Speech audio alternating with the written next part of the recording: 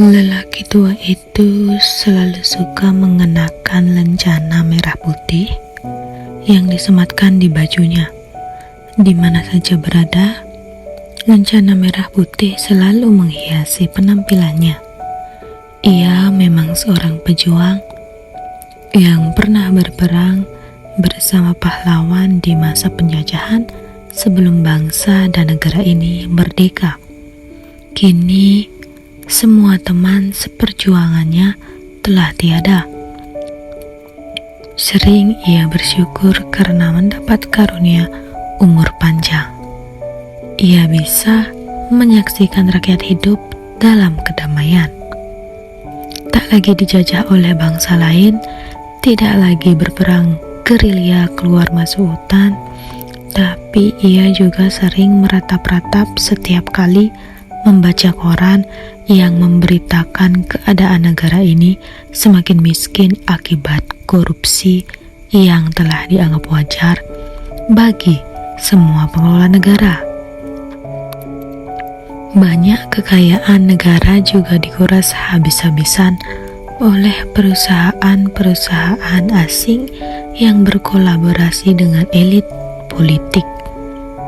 Kini, semua elit politik hidup dalam kemewahan, persis seperti para pengkhianat bangsa sebelum negara ini merdeka. Dulu, pada masa penjajahan, para pengkhianat bangsa menjadi mata-mata kompeni. Mereka tega mengorbankan anak bangsa demi keuntungan pribadi. Mereka mendapat berbagai fasilitas mewah seperti rumah, mobil, dan juga perempuan-perempuan cantik.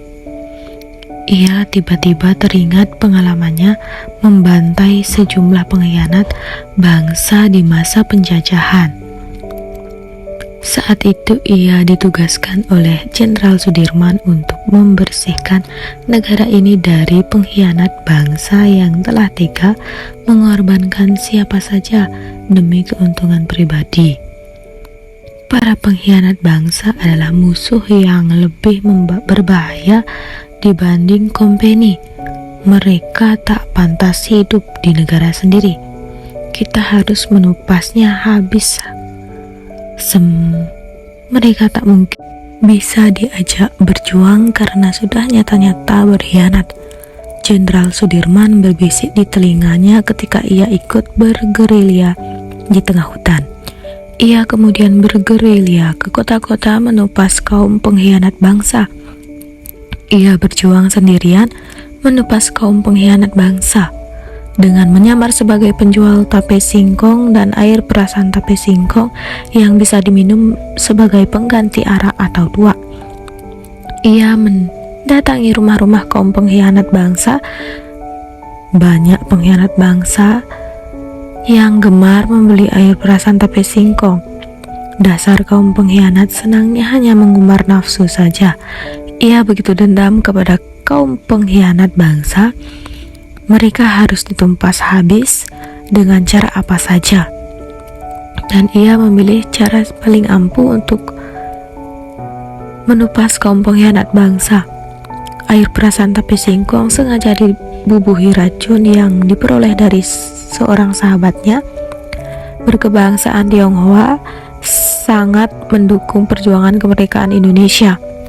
Entah terbuat dari bahan apa, racun itu sangat berbahaya jika dicampur dengan air perasan tape singkong lalu diminum, maka dalam waktu 2 jam setelah meminumnya, si peminum akan tertidur untuk selamanya.